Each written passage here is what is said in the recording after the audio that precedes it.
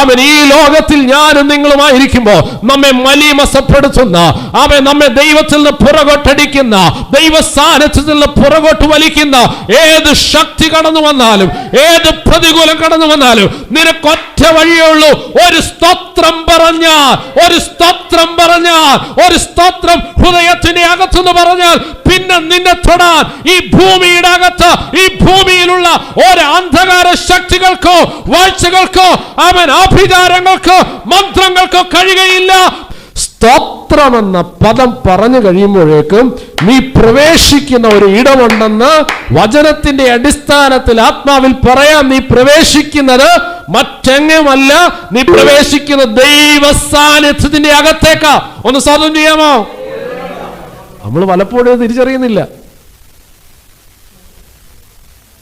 അല്ലെങ്കിൽ അതുകൊണ്ടാണ് ഈ ദൈവാസന്മാർ ഈ ആരാധന തുടങ്ങുന്നതിന് മുമ്പ് സ്തോത്രം സ്തോത്രം നമ്മൾ വിചാരിക്കുന്നുണ്ടോ സ്തോത്ര സ്തോത്ര സ്തോത്ര. ഞങ്ങൾ കായംകുളത്ത് നമ്മുടെ റിലേറ്റീവ് അപ്പച്ചനുണ്ട്. പുള്ളി എപ്പം വാതറം സ്തോത്രം സ്തോത്രം സ്തോത്രം സ്തോത്രം. എന്തോ ഇവിടെ സംഭവിക്കുന്നേ? കുറെ സ്തോത്രം കേൾക്കുമെന്നല്ല. പറഞ്ഞട്ടെ, നിങ്ങൾ എൻ്റെ കൂടെ ഉണ്ടോ? ദൈവ സാന്നിധ്യത്തിന്റെ അകത്ത് ദൈവത്തിന്റെ ജ്ഞാനം ഇറങ്ങുന്ന ഇടം, ദൈവത്തിന്റെ സാന്നിധ്യം ഇറങ്ങുന്ന ഇടം, ദൈവത്തിന്റെ പ്രവൃത്തി നടക്കുന്ന ഇടം, അതിന്റെ ആ എൻട്രിക്കകത്തേക്ക് ഞാനും നിങ്ങളും പ്രവേശിക്കുക. ഹല്ലേലൂയ, സ്തോത്രം സ്തോത്രം.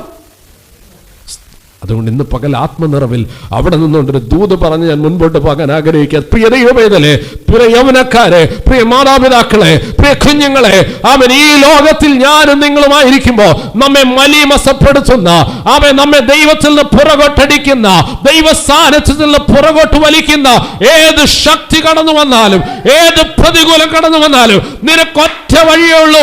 ഒരു സ്തോത്രം പറഞ്ഞാൽ, ഒരു സ്തോത്രം പറഞ്ഞാൽ, ഒരു സ്തോത്രം ഹൃദയത്തിന്റെ അകത്തുനിന്ന് പറഞ്ഞാൽ പിന്നെ നിന്നെ തൊടാൻ ഈ ഭൂമിയുടെ അകത്ത്, ഈ ഭൂമിയിലുള്ള ഒരു അന്ധകാര ശക്തികൾക്കോ വാഴ്ചകൾക്കോ അവൻ ആഭിചാരങ്ങൾക്കോ മന്ത്രങ്ങൾക്കോ കഴിയുകയില്ല. നീ പ്രവേശിക്കുന്നത് ദൈവ സാന്നിധ്യത്തിനകത്ത്.